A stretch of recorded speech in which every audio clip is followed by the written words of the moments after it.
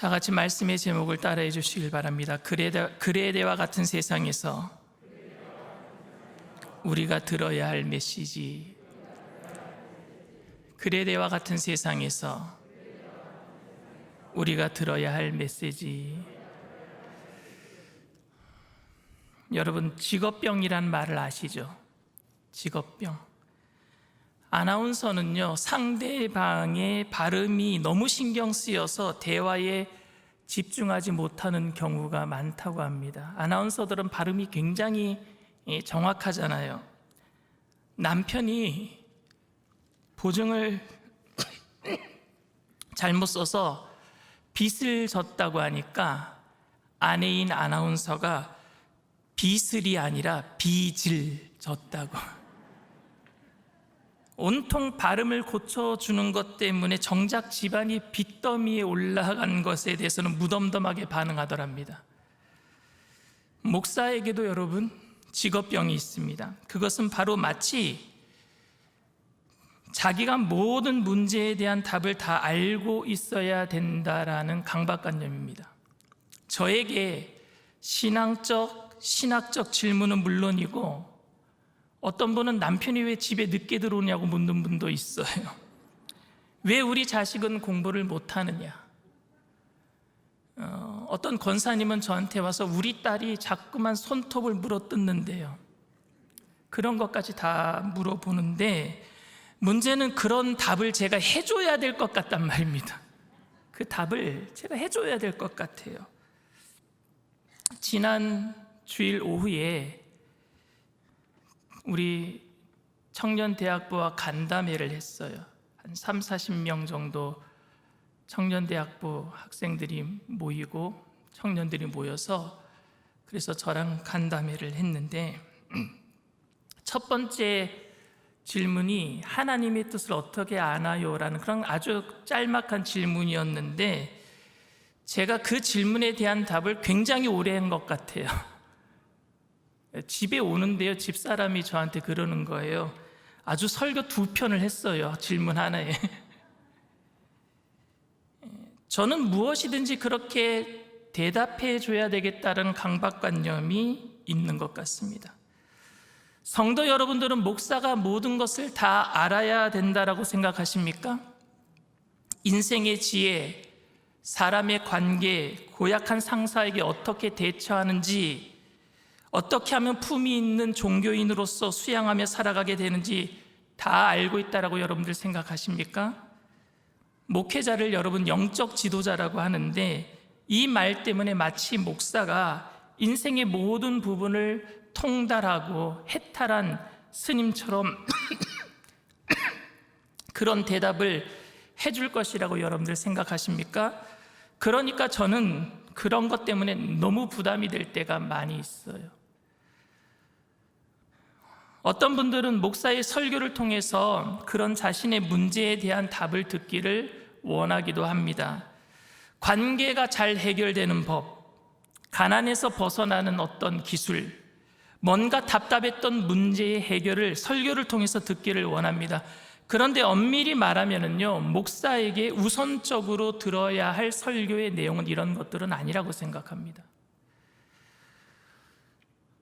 어떤 한국에서 오신, 미국에 오신 목사님께서, 부흥사로 오신 목사님께서 미국 목사님, 한국인들 목회하고 있는, 이민 목회하고 있는 목사님에게 미국 이민 목회는 위로 목회라고 했습니다. 위로 목회.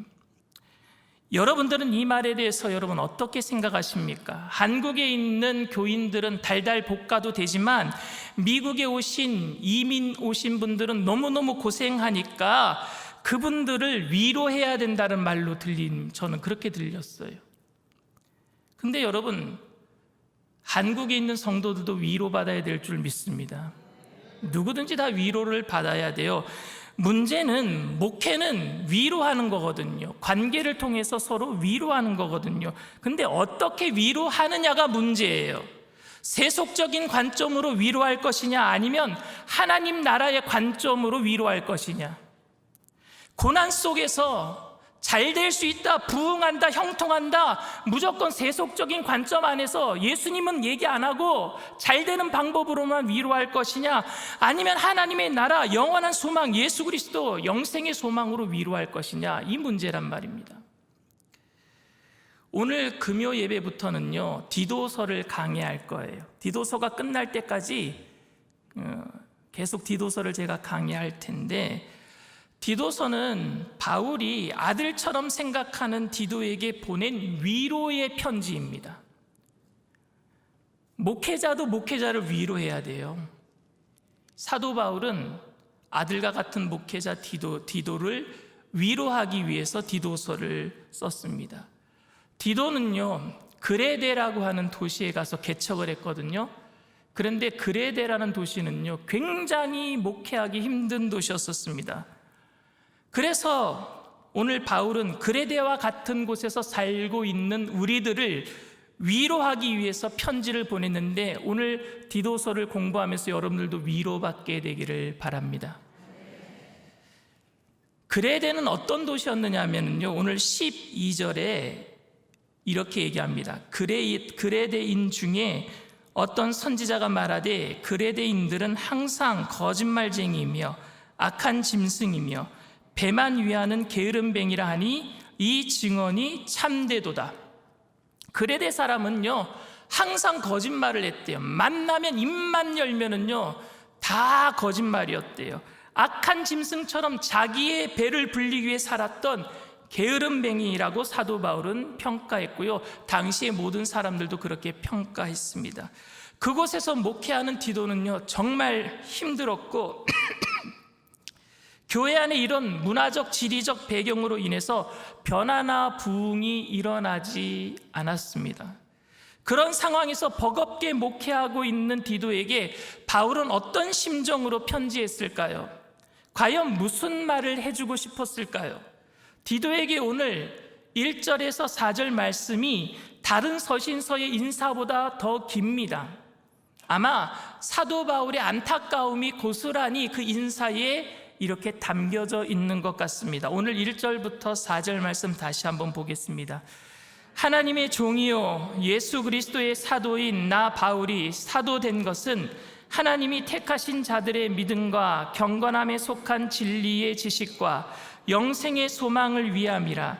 이 영생은 거짓이 없으신 하나님이 영원 전부터 약속하신 것인데, 같은 믿음을 따라 나의 참 아들 된 디도에게 편지하노니 하나님 아버지와 그리스도 예수 우리 구주로부터 은혜와 평강이 내게 있을지어다. 사도 바울의 모든 그 첫 번째 그 서신서 앞에는 은혜와 평강이 있을지어다, 이 말이 굉장히 다른 말들과 함께 붙어서 짧게 나오는데, 오늘은 1절부터 4절까지 굉장히 길어요. 그런데 오늘 인사에서 사도 바울은요, 하나님을, 자신을 사도로 부르신 하나님을요, 세 가지로 표현하고 있어요. 세 가지. 1절 말씀 다시 한번 띄워주실래요? 1절 말씀에 하나님의 택하신 자의, 하나님의 종이요 예수 그리스도에 대한 하나님이 택하신 자들의 믿음과, 그게 첫 번째예요. 두 번째가 경건함에 속한 지식과, 세 번째가 영생의 소망. 이거 세 가지를 하나님께서 자기를 불러주셨는데, 하나님을 세 가지를 얘기를 하는데, 첫 번째 뭐라고요?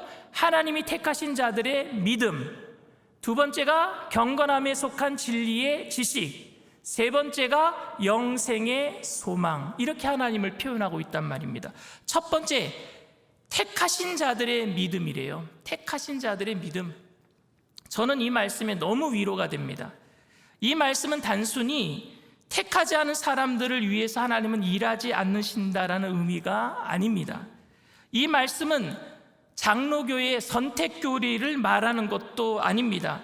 저는 목회를 하다 보면은 제 자신이 부족함을 느낄 때가 너무 많아요. 제가 못나서, 말 잘못해서 성도가 상처를 받고 교회를 떠나고, 내가 설교 잘못해가지고 성도가 변화 안 된다라고 생각할 때가 있습니다.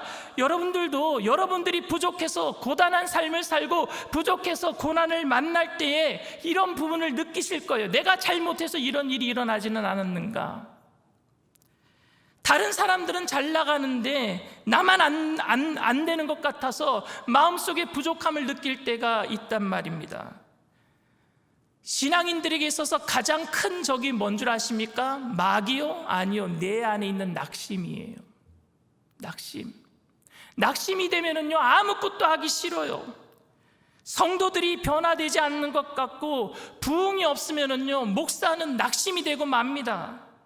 목회자로서의 소명에 대한 불신이 들고 의심이 들고 사역이 위축이 될 때가 있어요. 여러분 그냥 웃지 마세요. 제 친구 목사님이요, 갑자기 딥다운이 됐어요. 그래서 목회를 하기 싫대요. 그래서 목회를 그만두고 어디 갔느냐면요, 자동차 정비소에 가서 일하고 있더라고요. 낙심이 되면 그래요. 디도도 지금 여러분 그런 경험을 하고 있는 것입니다. 바울과 함께 사역할 때는요, 놀라운 역사를 많이 봤어요. 에베소에 부흥이 일어났고요, 점치는 사람들이 점치는 책들을 다 태워버렸고요, 바울이 선수관에다가 기도해서 죽은 사람에게 안수하니까, 병든 사람에게 안수하니까 죽은 사람이 일어나고 병든 사람이 일어났단 말입니다. 그때 많은 사람들이 부흥하는 모습을 디도가 봤어요. 이런 바울과 비교해 보면 그레데에서는요, 아무 일도 일어나지 않고 오히려 더욱 거짓말하고 자신의 배만 불리기 위해서 게으름을 피우는 교인들을 보면서 자신의 무능함을 봤단 말입니다. 난 안 되는구나. 우리 선생님, 나의 아버지 같은 바울은 하는 곳마다, 전도하는 곳마다 전도가 되고 개척하는 곳마다 부흥이 되는데 나는 왜 안 되는가? 나는 안 되는구나. 그런 디도에게 사도 바울은 하나님의 택하신 자들의 믿음이라고 얘기했습니다. 그러니까 바울이 전도할 때 사람들이 변화되고 교회가 부흥하고 병자들이 치료받은 것은 바울의 능력 때문이 아니라 하나님의 택하신 자들이 돌아온 것이기 때문인 줄 믿습니다. 바울이 한 게 아니라 하나님이 하신 것이라는 것을 바울이 지금 얘기하고 있는 거예요. 그러니까 바울과 비교해서 위축되어 있는 디도에게 그런 능력이 없어서 사람들이 하나님께로 돌아오지 않고 있는 것이 아니니까 위로받아라 라고 얘기하고 있는 것입니다. 즉 낙심하지 말라라는 것입니다. 이 말은 사역자들의 게으름을 합리화시키는 말이 아닙니다. 그러니까 사역자는 누가 하나님께서 선택한 사람인지 모르기 때문에 최선을 다해서 말씀을 전해야 될 줄 믿습니다. 우리의 책임이 거기까지예요. 주어진 일에 열심을 다하는 거예요.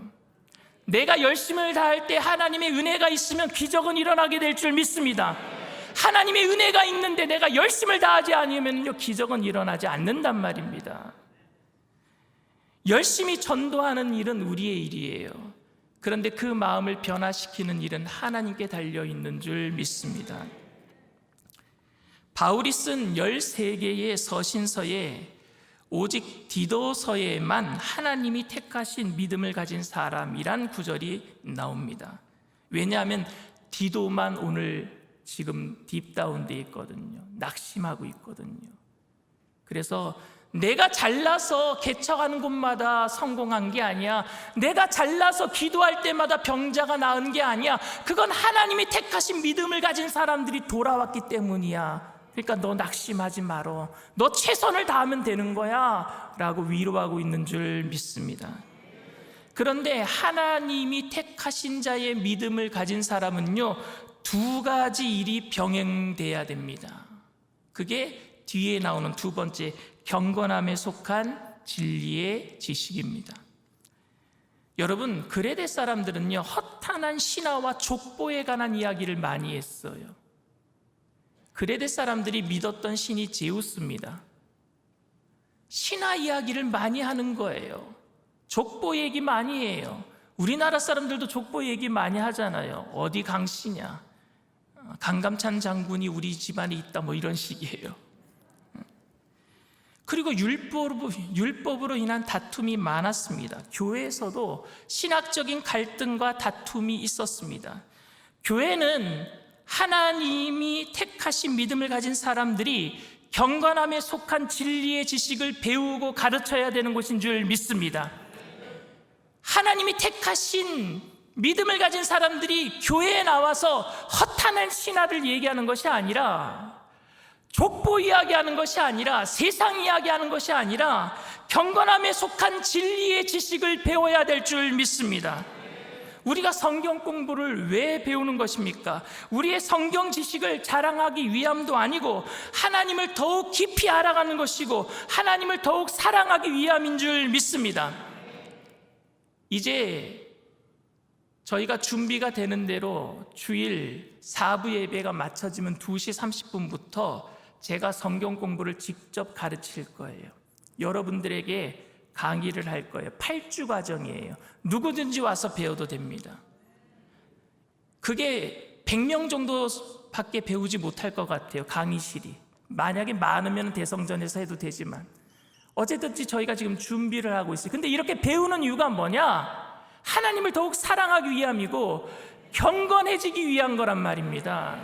그 진리를 우리 마음속에 품고 이 땅에서 살아가기 위해서 말입니다.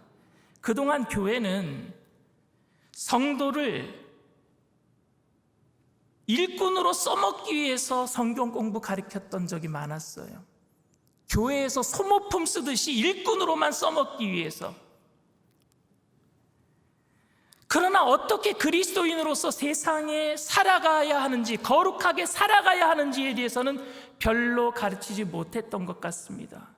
거룩한 경건함에 속한 진리의 지식으로 세상에서 성도로서 어떻게 살아가야 되는지를 우리는 배워야 될 줄 믿습니다. 사도 바울은 디도에게 경건함에 속한 진리의 지식을 낙심하지 말고 계속해서 교회 안에서 가르칠 것을 주문하고 있어요.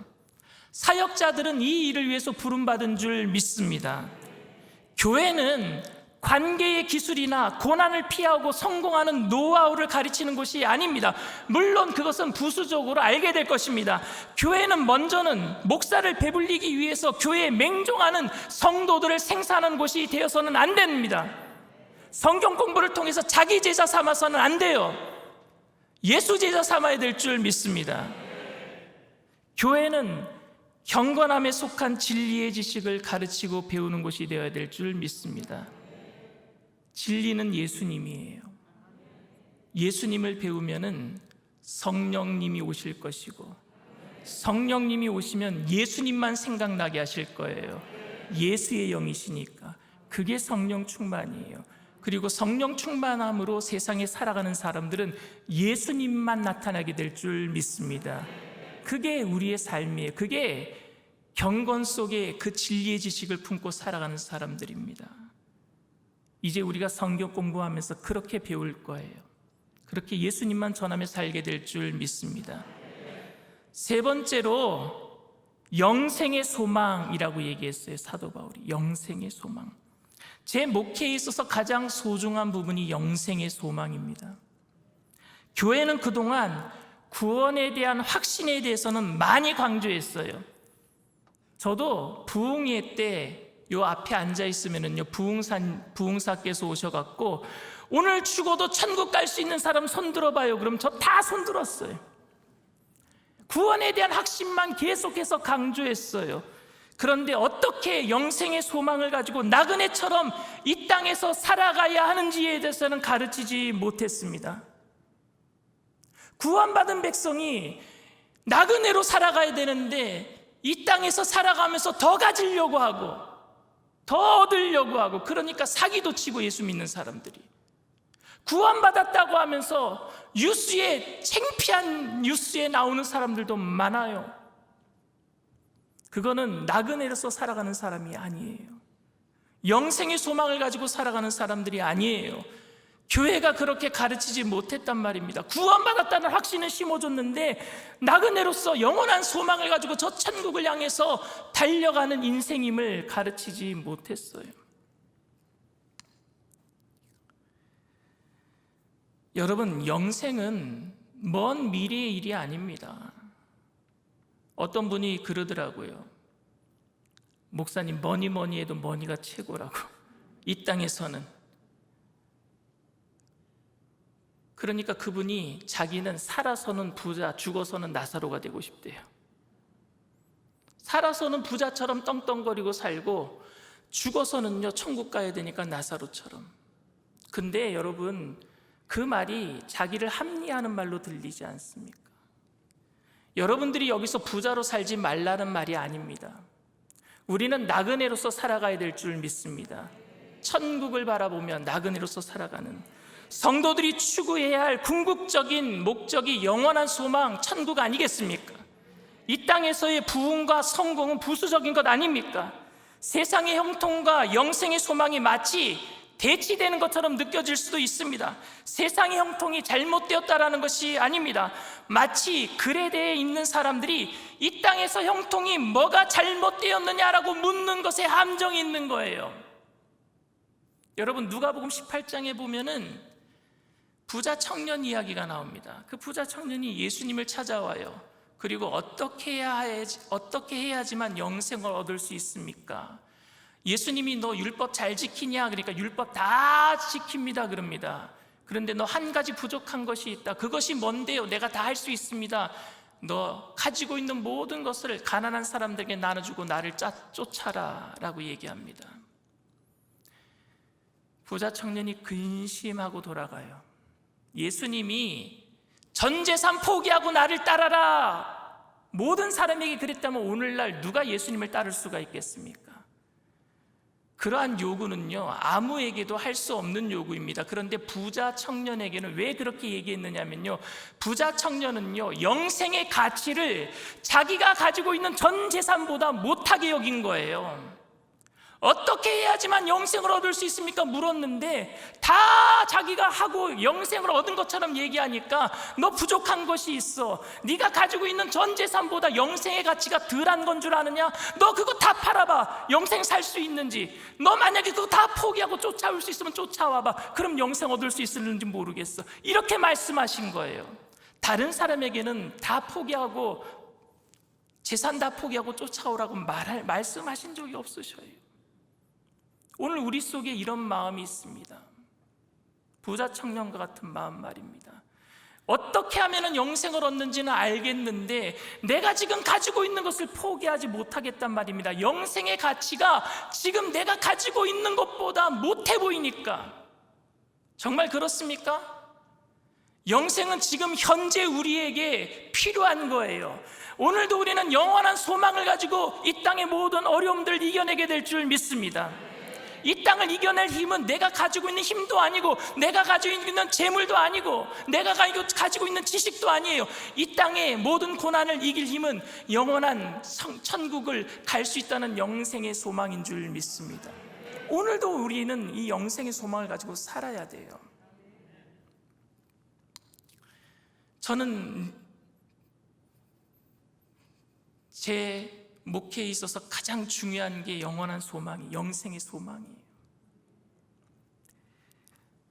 오늘 제가 세 가지를 말씀을 드렸는데 이 세 가지를 사도 바울이 이야기하면서 한 번 더 하나님을 더 표현하는 게 나옵니다.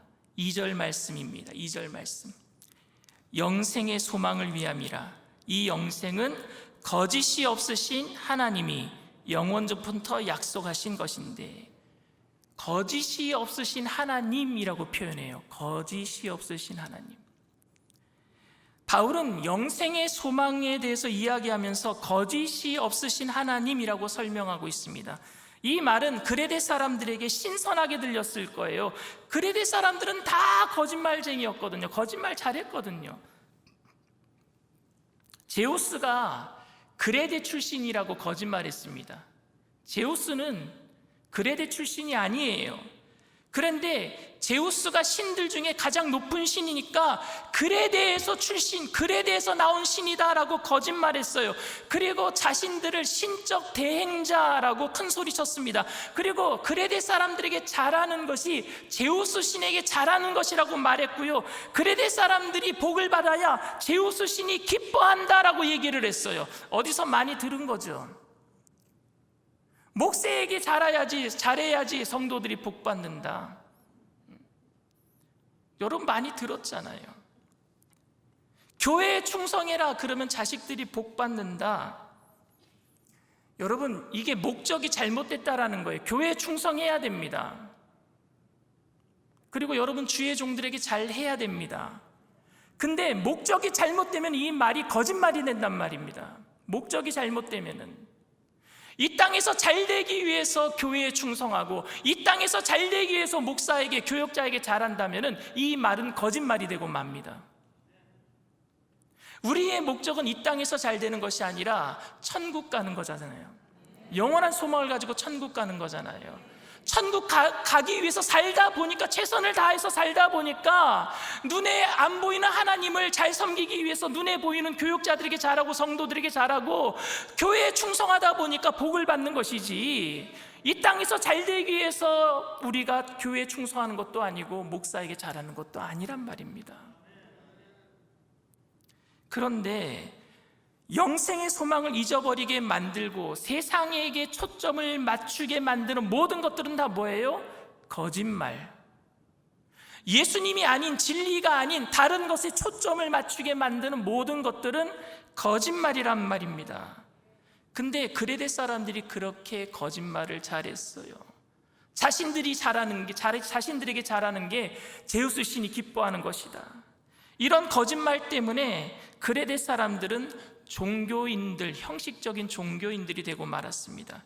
그런데 하나님께서는 그런 거짓이 없으신 분으로서 우리들에게 그저 영생의 소망을 주신다고 말씀하셨어요. 하나님은 우리가 뭐 잘 섬겨야지만 우리에게 영생의 소망을 주시는 것이 아니라 그저 우리를 사랑해서 우리에게 예수님을 주셔서 영생의 소망을 주신 줄 믿습니다.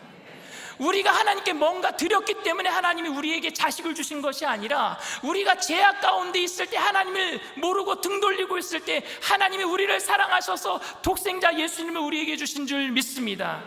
거짓이 없이 우리에게 거저 주셨단 말입니다. 무엇인가 받아내기 위해서 우리에게 주신 것이 아니라 거저 우리에게 주신 줄 믿습니다. 그런 거짓말이 팽배하고 있는 그레데에서 사역하면서 힘들어하고 있는 디도에게 바울은 거짓이 아닌 영생의 소망을 주시는 하나님을 말씀하고 있어요. 너도 무엇인가 받기 위해서 목회하지 말아라. 거짓이 없으신 하나님께서 거저 주었듯이 너도 거저 사랑을 나눠 주어라 라고 얘기하고 있는 거예요. 우리는 거짓으로 만들어진 축복이나 거짓으로 만들어진 재앙 때문에 위로받거나 낙심하는 것이 아니라 거짓이 없으신 하나님께서 주시는 영생의 소망 때문에 날마다 위로받게 되는 줄 믿습니다. 우리는 주님 때문에 날마다 위로받는 거예요. 목사가 거짓된 말로 여러분들을 저주한다 그래서 낙심하지 마세요. 목사가 거짓된 말로 여러분들을 축복한다고 좋아하지 마세요. 하나님의 영생의 소망으로 여러분들 충분해요.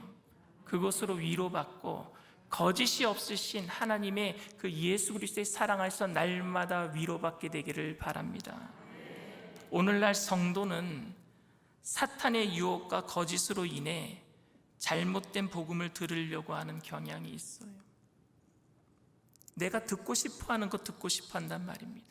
내가 편하게 듣고 싶어하는 설교, 내가 듣기 좋아하는 축복 이야기, 기적 이야기. 그런데 우리들에게 바울은 그레데에 있는 디도에게 말하듯이 오늘 우리에게 묻고 있어요. 하나님이 택하신 자들의 믿음 가운데 하나님을 온전히 신뢰하겠는가? 경건함에 속한 진리의 지식이 자라도록 날마다 말씀으로 살겠는가? 세상의 부흥과 영광에 신경 쓰지 않고 영생의 소망으로 나그네로 이 세상을 살아가겠는가? 오늘 바울은 이 말씀을 통해서 위로받으면서 우리들에게 또 묻고 있습니다. 저는 이 세 가지 메시지를 날마다 여러분들에게 전하려고 합니다. 교회가 변화되고 이제 주님 오실 날 얼마 남지 않았는데 천국 소망으로 이 땅의 모든 어려움을 이겨내기 위해서 여러분들에게 이 메시지 전하려고 합니다. 천국 소망 전하려고 해요. 오직 예수님만 전하려고 해요. 영원한 영생의 소망 전하려고 해요. 그렇게 살아갈 때 영혼이 잘된 사람이 범사가 잘되고 강건하게 될 줄 믿습니다. 이게 1번, 2번, 3번이 바뀌면 안 돼요. 선후가 바뀌면 안 돼요. 근데 우리가 바뀌었던 게 주객이 전도된 것처럼 바뀌었던 게 너무 많았어요. 이 질서가 바로 잡힐 때에 교회가 바로 세워지고 여러분들의 삶에 기적이 일어나게 될 줄 믿습니다. 걱정하지 마세요. 여러분들 다 잘 될 거예요. 왜냐하면요, 말씀 안에 있기 때문에, 영원한 소망이 있기 때문에. 사랑하는 성도 여러분, 저는 거짓이 없으신 예수님의 말씀 그대로 여러분들에게 전하기 위해서 온 힘을 다하겠습니다. 여러분들도 저와 함께 그레데와 같은 이 세상 속에서 거짓이 없으신 예수 그리스도의 말씀에 늘 감동하며 하나님의 택하신 자들의 믿음으로 하나님을 신뢰하고 경건함에 속한 진리의 지식이 날마다 자라가도록 말씀 속에 거하며 영생의 소망으로 이 땅을 승리하게 되시기를 주님의 이름으로 축원드립니다.